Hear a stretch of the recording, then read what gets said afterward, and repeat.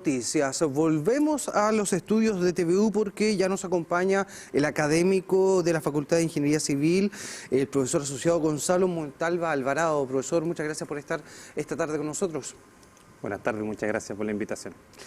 Bueno, profesor, una mañana movida, por supuesto, debido a este movimiento telúricos, dos registrados, uno a las 3:34 de la madrugada y otro a las 10:51 de la mañana. Distintos son movimientos, pero con el común denominador de la preocupación del riesgo que significa, ¿cierto?, para nuestras costas del país, teniendo en consideración lo que estaba ocurriendo al otro lado del mundo, en Taiwán, con este terremoto de 7.2 grados Richter. Profesor, ¿cómo lo evalúa esta situación que ha ocurrido en las últimas 24 horas?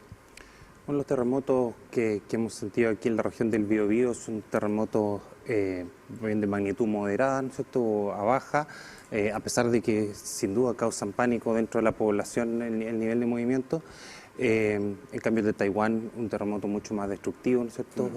Ambos son terremotos del mismo tipo como los que hemos tenido acá en el año 2010 o 1960, terremotos de tipo de subducción. Bueno, el de Taiwán de manera histórica, el más fuerte de los últimos 25 años, casi 3 décadas, ¿cierto?, de una zona bien similar a Chile en el aspecto geográfico, por las placas tectónicas que atraviesan ese territorio y bueno, que son bien similares al chileno. Dicho eso, es una repercusión constante que se está viviendo en nuestro país, teniendo en consideración también la cantidad de volcanes activos que también generan de cierta manera movimientos. Y bueno, ahora estamos viendo recién las consecuencias, deslizamientos de tierras en Taiwán producto de esto, pero acá se vivió un remesón, vino un fuerte ruido, o por lo menos así lo sentimos acá en el canal, y luego un remesón, ¿no? Esto fue a 33 kilómetros de profundidad. ¿Qué características reúne esto? Justamente el tipo de movimiento que hubo y la profundidad confirman que es un terremoto que ocurre en la interfaz entre la placa de Nazca, que es la que está en el mar, ¿no es cierto?, la oceánica, y la placa sudamericana. Entonces un terremoto que ocurre en la misma zona que ocurren los otros grandes terremotos que mencionábamos antes acá. Lo mismo que el terremoto de Taipei, ¿no es cierto?, que también tiene una zona de subducción, porque tal como tú decías, es una zona muy parecida a Chile. Esto es muy diferente al terremoto que tuvieron ellos hace como 25 años, el llamado terremoto de Chi-Chi. Es un terremoto superficial, como en el orden de los 10 kilómetros de profundidad, entonces que ocurre en la placa superior y mucho más cerca de la población, ¿no es cierto?, similar al terremoto que, no sé si se recuerda, en Turquía, que hubo el año pasado, ¿no es cierto?, sí, que es muy, muy destructivo. Es que fue a poca profundidad. Muy poca profundidad, claro, y por eso son terremotos que, a pesar de no tener una magnitud tan grande, claro, aun cuando hayan buenas construcciones, en general hay mucho daño. Claro, y es lo que vemos también en nuestro país, que la norma de construcción sísmica es bien elevada y por eso tenemos movimientos telúricos de 5 grados hacia arriba que no generan daños estructurales, o por lo menos lo que hemos estado revisando. Muy rápido se movilizaron también las autoridades chilenas con respecto a la alerta temprana que genera Senapred con respecto a las características que pueda reunir este movimiento telúrico por un tsunami, algo que, bueno, muy bien lo sabemos acá en la región del Biobío, características que al final no alcanzaron, profesor. Yo creo que eso es un punto muy importante que destacar, la preparación chilena para reaccionar post-terremoto ha mejorado muchísimo. Lo que tú mencionabas de Senapred, ¿no es cierto?, que partió con el trabajo de ONEMI, ha mejorado muchísimo y yo diría que estamos en un muy buen nivel a nivel mundial en lo que es la reacción post-terremoto. Se puede mejorar sin duda, pero hemos mejorado ya mucho en ese aspecto y tal vez hay otros aspectos previos de la preparación, de las mismas normas sísmicas en las que también estamos trabajando, pero que se debería trabajar más, digamos, porque lo que estamos haciendo post-terremoto, la velocidad de reacción de las autoridades, todo eso ya es bastante bueno. Claro, ya han pasado cerca de 14 años, una década y media, y también entendiendo el trabajo con las nuevas generaciones. Veíamos videos de establecimientos educacionales activando el plan, los protocolos de emergencia en Lorenzo Arenas, en Brisa del Sol. Una colega, una amiga me mandaba unas imágenes que los estudiantes se encontraban a las afueras, en una fila, ordenados, siguiendo los protocolos. Y eso también crea un ambiente y va cambiando esta cultura con respecto a la preparación, ¿no? A la preparación y sobre todo mantener la calma en una situación que está sacudiendo literalmente.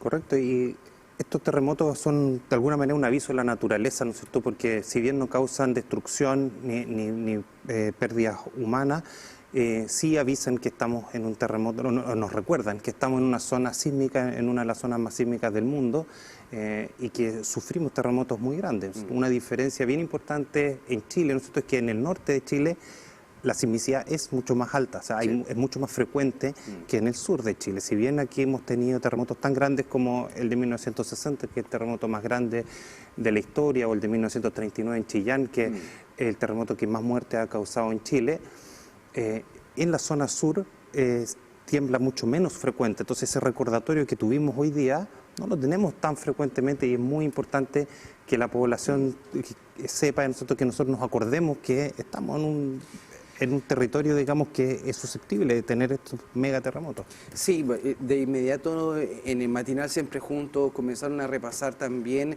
infografías con respecto a tener determinado las vías de evacuación, los sistemas de alerta, una mochila de emergencia, claro, y bueno, entre otras cosas que también tenemos que ir actualizando tanto en nuestros hogares como en los lugares de trabajo, en los lugares de estudio, en la conectividad, por supuesto, y entendiendo eso, profesor, cómo ha ido trabajando desde la academia el aporte para proteger, pero no solo para proteger, sino también parte de esta prevención en el ámbito del territorio telúrico en el que vivimos. La academia ha ido avanzando desde distintas perspectivas, ¿cierto? Una parte de la ingeniería, ¿no es cierto?, que ha ido trabajando en mejorar modelos de construcción, ¿cierto?, técnicas para poder diseñar y analizar estructuras mejores. La aislación sísmica, por ejemplo, es uno de los temas que ha avanzado mucho en Chile. Hoy día prácticamente todos los hospitales nuevos que se construyen en Chile se diseñan con sistemas de aislación sísmica, lo cual no quiere decir que sean invulnerables frente a terremotos, pero sí quiere decir que tiene una seguridad muchísimo más alta, que la probabilidad de que queden operativos después de un gran terremoto es muy alta, mucho más alta que si estuvieran construidos de manera tradicional. También desde el punto de vista de ciencia más básica, ¿no es cierto?, en aspectos geofísicos, geológicos, ¿no es cierto?, se ha avanzado mucho en la predicción de los terremotos. O sea, si bien todavía no somos capaces de predecir cuándo va a ocurrir un terremoto con día y hora, sí somos capaces de entender el movimiento, por ejemplo, de las placas y monitorearlo de manera mucho más cercana, dónde hay más energía acumulada y por lo tanto dónde se va a liberar más energía en un gran terremoto, claro, y también cuál es la probabilidad de que ocurra una ruptura en esos terremotos, así como por ejemplo el terremoto del Maule fue anunciado en publicaciones científicas antes, y ahora estamos mucho más cerca de hacer eso, ¿no es cierto?, y sabemos de hecho las zonas en que tienen mucho más probabilidad de ruptura, ¿no es cierto?, como por ejemplo la zona de Atacama o la zona central, Valparaíso, Viña del Mar. Claro, son sectores que generalmente conocemos como lugares céntricos donde está esta gran cantidad de energía acumulada, lo vemos en los informes, recuerdo Los Tilos, Tongoy, la zona de Cofquecura, principalmente donde se indica o donde ocurren principalmente estos movimientos telúricos y su epicentro dentro de los alrededores. Eso se ha ido trabajando con las comunidades, con los vecinos, por supuesto siempre la academia involucrada con lo que es este nexo, ¿cierto?, entre las comunidades locales, sus necesidades y las autoridades en esa toma de decisión, ¿no? Porque claro, son lugares que no están muy cerca de las urbes, son trabajos que son a mediano y largo plazo, y también entendiendo de que, claro, Chile es un ejemplo para muchos países en términos de prevención y de construcción.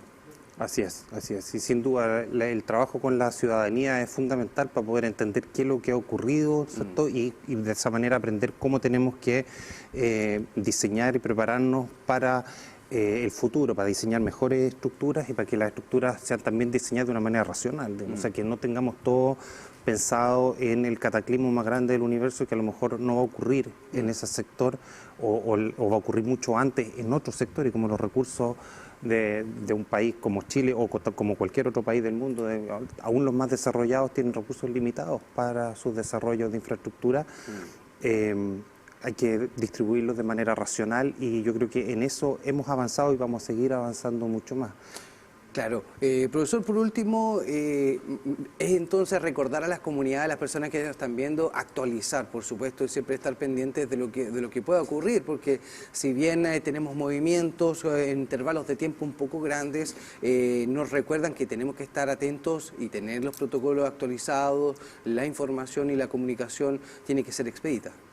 Así es, y que lo más importante es el resguardo de la vida humana, ¿no? Entonces que antes que resguardar bienes materiales, ¿no es cierto?, está resguardar la vida de las personas, ¿no es cierto?, hay que identificar lugares seguros dentro de los lugares donde uno vive o cerca, ¿no es cierto?, para poder evacuar en el caso que uno quiera evacuar para un eventual tsunami, ¿no es cierto?, que por supuesto siempre es una posibilidad en Chile, y para posibles colapsos de las estructuras también estar preparado, ¿no es cierto?, en las zonas que son menos probables que eso ocurra. Uno debería tener siempre eso conversado con la familia, ¿no es cierto?, a dónde se van a juntar, en qué lugares de su casa o del lugar donde viven, ¿no es cierto?, tienen que resguardarse.